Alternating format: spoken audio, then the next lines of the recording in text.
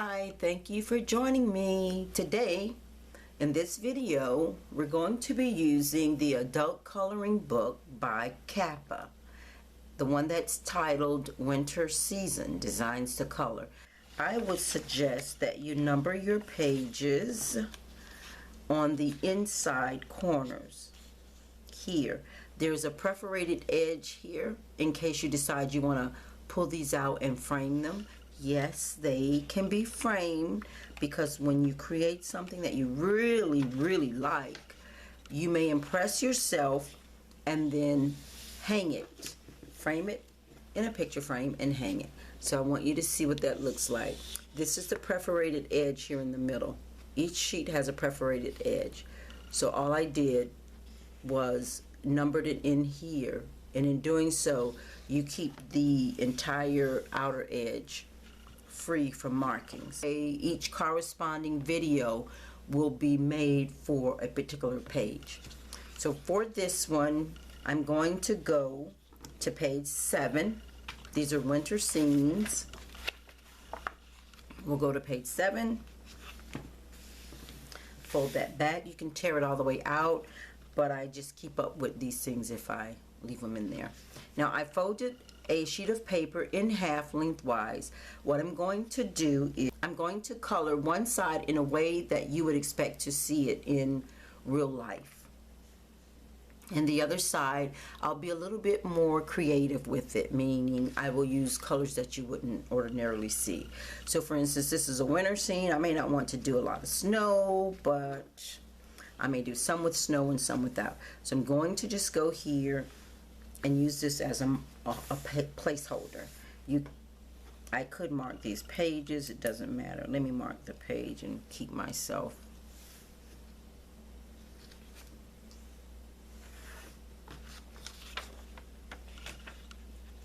clear. There. Now I'm going to put a little sound on, which I'm going to give the rainforest sound since it is animals here and sort of outdoorsy, woodsy like. So that will be what you'll hear in my background.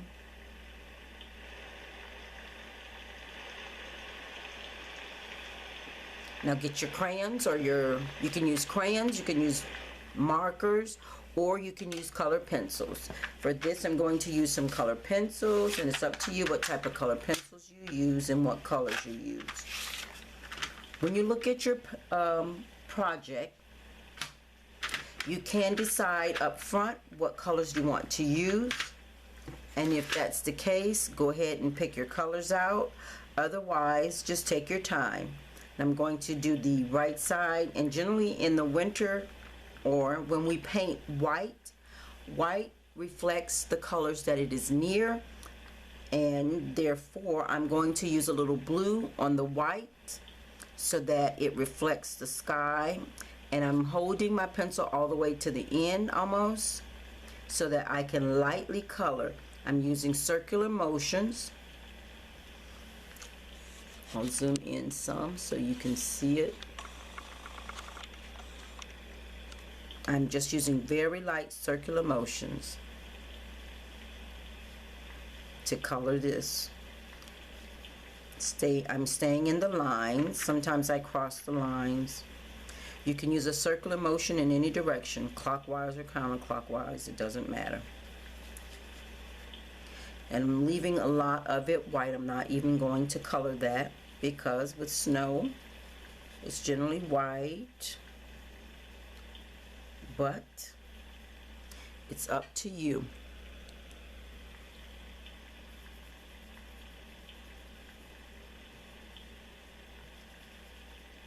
I'm going down here where I know. Let's zoom back out so you can see what I'm doing.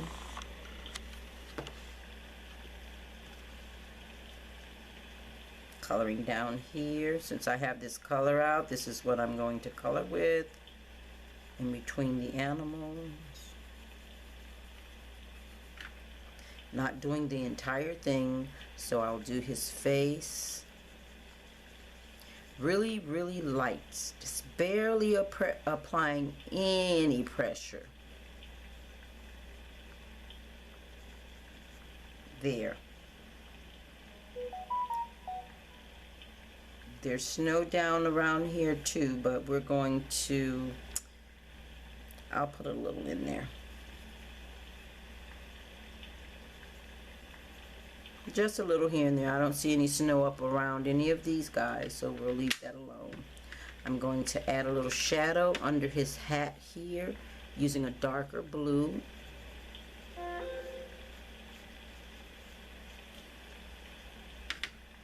Not much. These are little things that you do to make it look lifelike, like it's real. Just adding a little darker color here and here.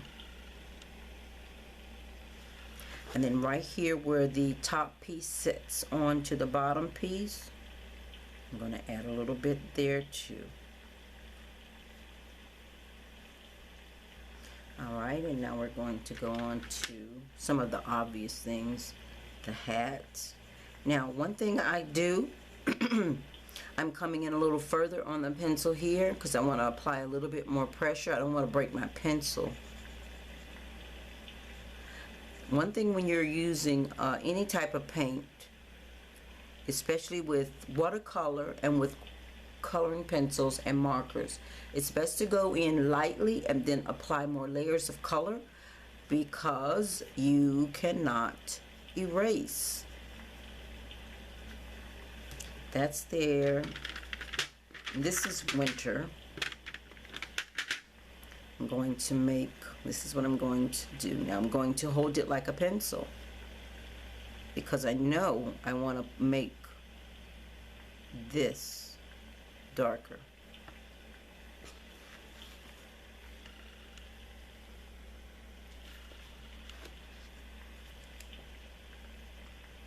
And just come in here, and now I'm going back across it. One thing I notice when you're painting on these coloring sheets, listen to the sound that the pencil makes as it touches the paper, or just feel the vibrations that the pencil makes as it touches the paper. So now I'm lightening it up here. I'm going to turn my pencil to the side. I want to go around this particular object. So I'm going to turn this book so that I can follow the shape of that scarf with more ease. You can move your pencil around the paper. You can turn the book itself, or you can do a combination of them. So now you see it's coming up. It's coming to light. Now I'm going to go in a little darker because I want that darker. I want it to pop and stand out. I'm making it darker near this left edge. And as it comes around, I'm making it lighter.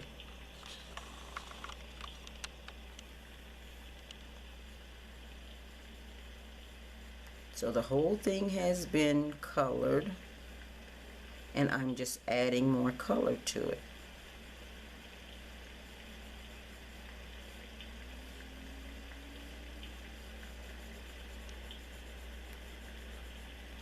See that? And it fades and gets lighter there. It's up to you how you want to do it. Now, because this little black line here is really saying that that is a fold or a crease, I'm going to come here and put a little darker red right under there. You see what that looks like? See that?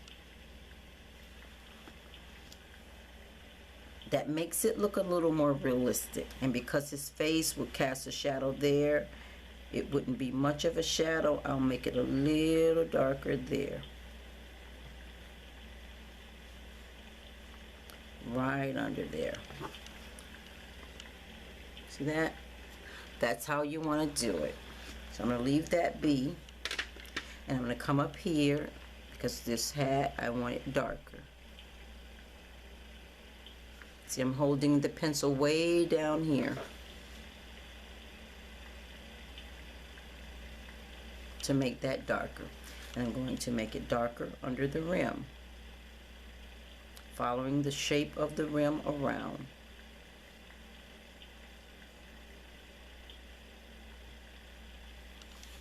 Turning my book because the edge of this rim sticks out a bit.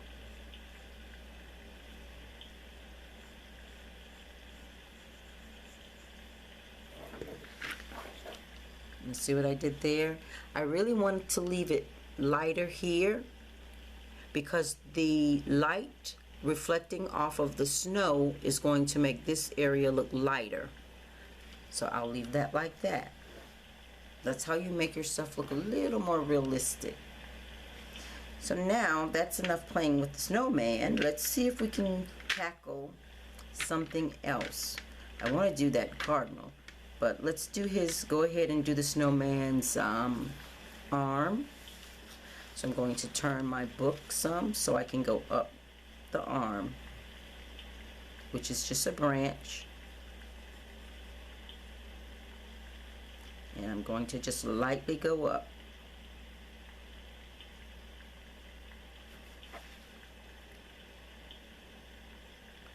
Right around it. And it's done. It's nothing sticking out, nothing standing out. And so now I'm going to hold it like a pencil. And I'm going to come in a little closer and color, applying more pressure. From the bottom, I'm applying more pressure from what would be the bottom of the branch upward. So I remember I colored the entire thing. I colored the entire thing light, so it all has color on it. It's just not a lot. So now I'm going under each section here and making it darker on the bottom. When you do that, it causes it to have that 3D effect. So the bottom part, that's all I'm doing. Because the top part already has color on it. Doesn't have to be perfect.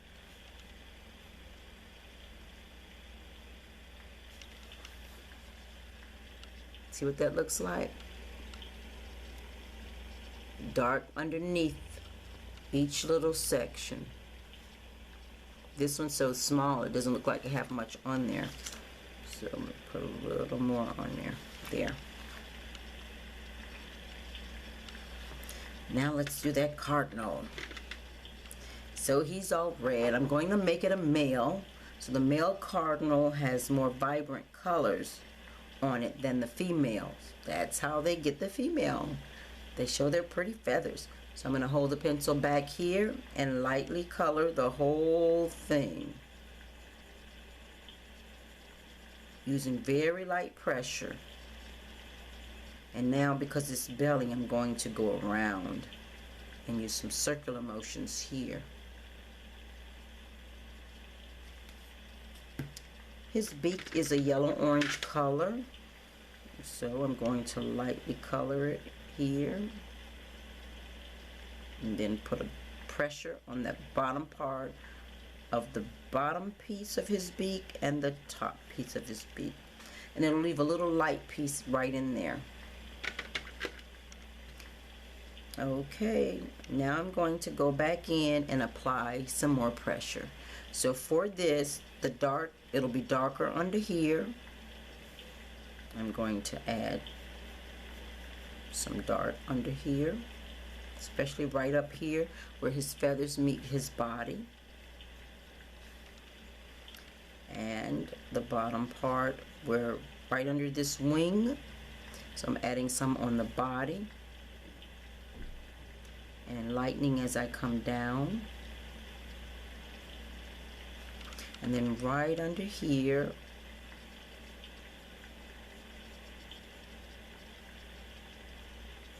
and then I lighten the pressure as I come up or go closer to the other side.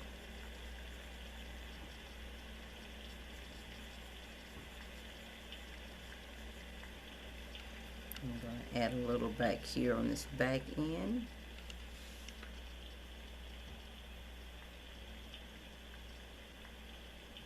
He's got to have some bright color somewhere. He can't get a mate.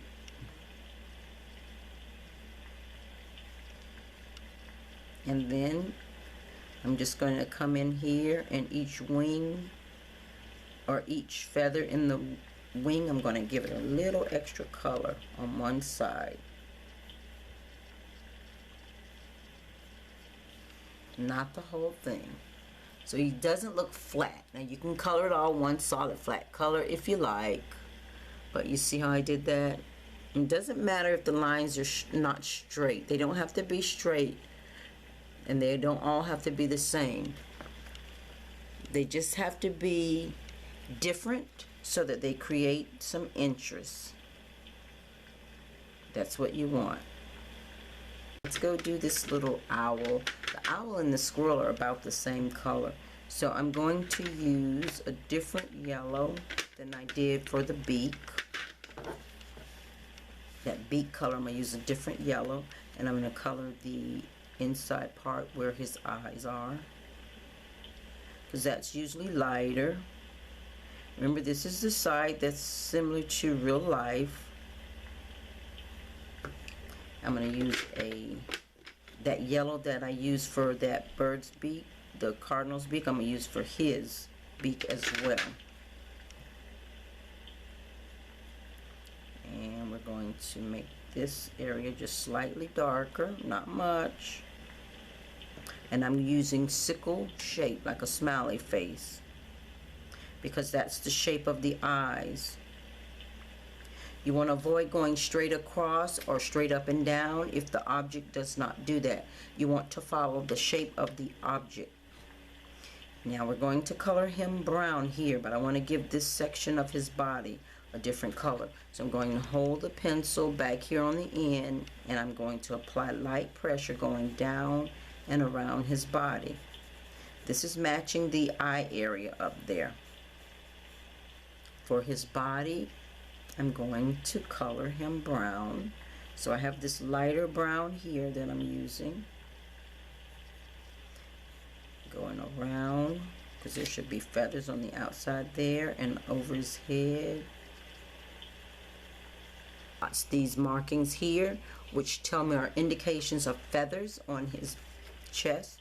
So I'm going to put little small markings similar to that here and there in this section. See those? And it's right over that yellow that I put there. Okay, and now I'm going to come here and add some more brown. Make it darker here on the outside. Now remember, they're already colored. I'm just adding more color, applying more pressure, and adding another layer. That's what you want to do. Apply more pressure and add another layer, so that you can see the difference in surface. I add another layer all the way around, and that's how you make it darker and darker. You want to take your time and do that. You don't want to rush it. I'm going to use that light brown I had. Make light strokes on there. Some squirrels are brown, some are gray.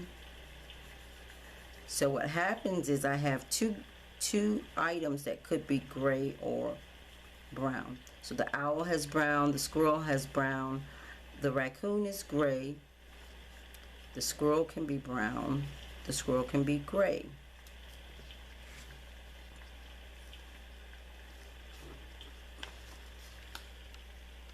So I lightly did that. It looks like yellow almost in the camera,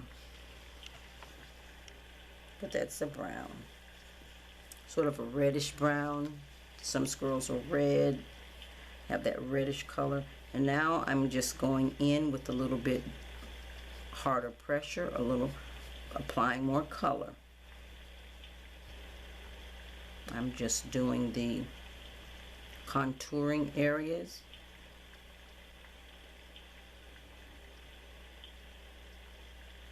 Just to highlight it so you can see it from a distance, and it doesn't look all one solid color, and that creates a lot of interest. This is all one color, but it doesn't look like it in the camera. So I'm going to add that yellow right here on his belly. And now for the raccoon is I'm going to use the black. And I'm going to hold the black pencil all the way back here. And then lightly,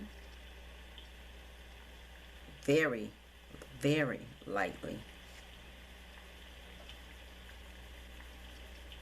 apply very, very, very, very light pressure to make a light coat of color.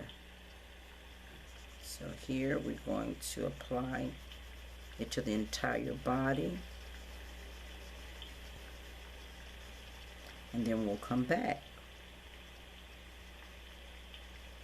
and add it to areas. So I'm doing the tail. The tail looks dark and it's striped, so let's see. Now these are his ears, so I'll put a little here, do this underneath here. So the blackest part should be his eyes. They look like little bandits. So I'm applying a little and going up, not much, and then do it to his other little facial hair on the other side. And then I'm going to apply some down here and go up and around. I'm using the shape of this eye. This little eye patch, it kind of curves over. I'm using that shape. That tells me which shape the face is taking.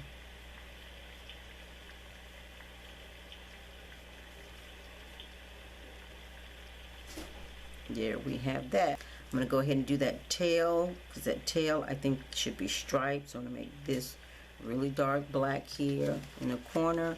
I'm going to leave that light. I'm going to make this dark black because that'll look like it's gray. I'm adding more color here. I'm going to leave that gray. I'm going to make this black. And his little tip is going to be like a grayish color too. I don't want anything darker as his eye patch. So you can make this darker, but just don't make it too dark. And then I'll add a little bit more color to these other sections so they don't look so out of place with this dark, dark, dark part that I placed on the tail. Now I'll do the same thing for his body. So going up the leg with that darker black. Remember, I'm using just the black. And then I'm coming lighter. Made it dark right there where it meets the body. And I'm using circular motions now and making it lighter as it comes across this way. Remember, you always can go back in and add more color if you think it needs it.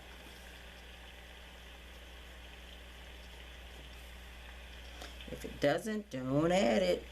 And now I'm just giving it another coat, really light, all up in here. That now I did everything except the house.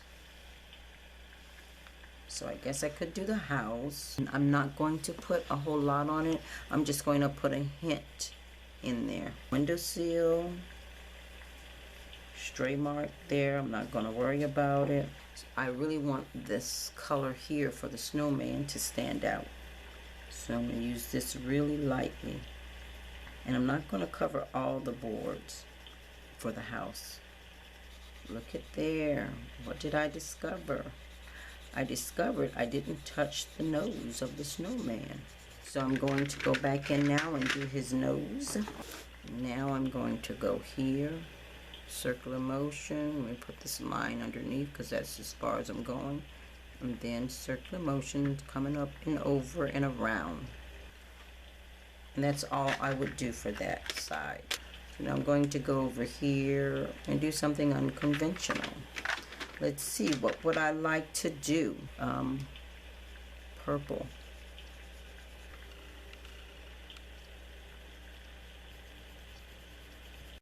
And you can do however you like when you do these. Take your time, decide what you want to do. Bump it up, change it up.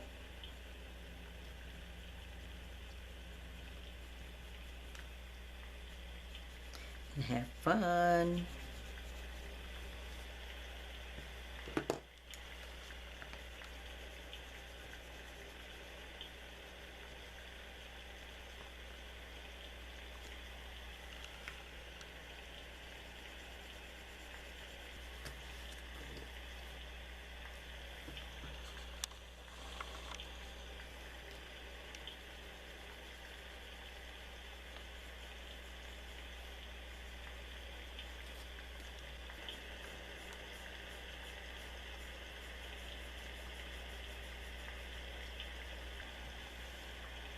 He's different looking. The top layers of the tree will cast shadows on the bottom. Now that's my ode to Christmas on the Christmas tree. It's a Christmas tree because it's red and green. Now, remember I did it in half, so okay, let's tackle this. What do I want to do for my snowman? I'm going to pick this weird color that I see over here. And let me put some dark. Remember we did a little dark up around the brim. Made it darker up here. This isn't a dark color, but it'll show up even more vibrant than the rest of the head. So let's go down here and do him, and I think I'm going to make him a wolf, and he's going to be a gray wolf, but it's not a gray wolf. I don't have a fox on here anywhere. That would have been nice.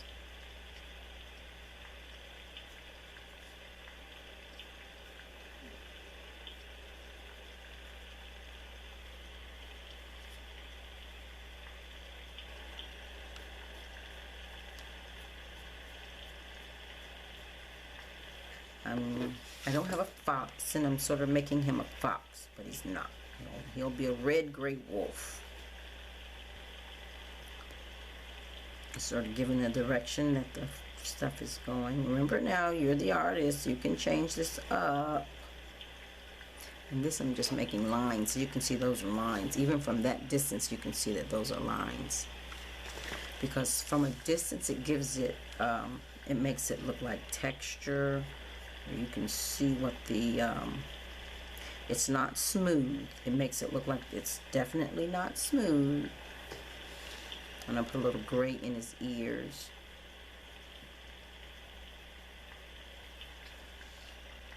That's that. We're going to make this side of the squirrel. We'll make him a little gray squirrel. And I'm going to make this a blue jay. Usually, rarely do you see a blue. When you see in the winter time,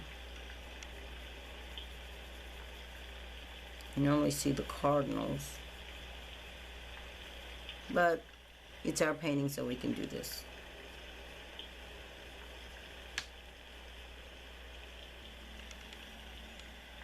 There. All right, so I need to touch up his branch. See that? I don't know what the name of that tree is, but I see him up north. And we put the blue in it, the snow. We're going to put the blue in it, but we're going to give it some more color than what we did the other side. And so I'm just using circular motions on that. Make this layer blue. So with that, I'll just go ahead and make this bottom layer green as well. And no, I've never seen green snow, but it's my painting and I can do what I want to do. Remember, this side is not the normal. It's a little unconventional. So now I'll go in and add some darker colors in here to bring out that layer, because of course it'll show a little shadow because you got this layer sitting on top of that layer.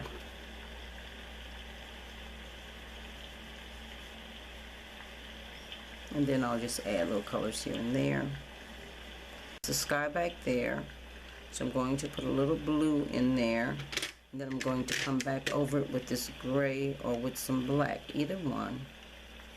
If you do the black, make it really light, because I want it to look like it may still be getting ready to snow some more. We have right here some unconventional coloring, and then this side we have some conventional coloring. So it's up to you what you like to do. Either way is perfectly fine. So you can have unconventional colors where you're making your own patterns, You can do that. You're the artist. You can make your own patterns, your own colors. That tree is definitely never be that color in nature, but that's my ode to Christmas. All right, and that was page number 7. I hope you like it. Enjoy your painting. Thanks for joining me.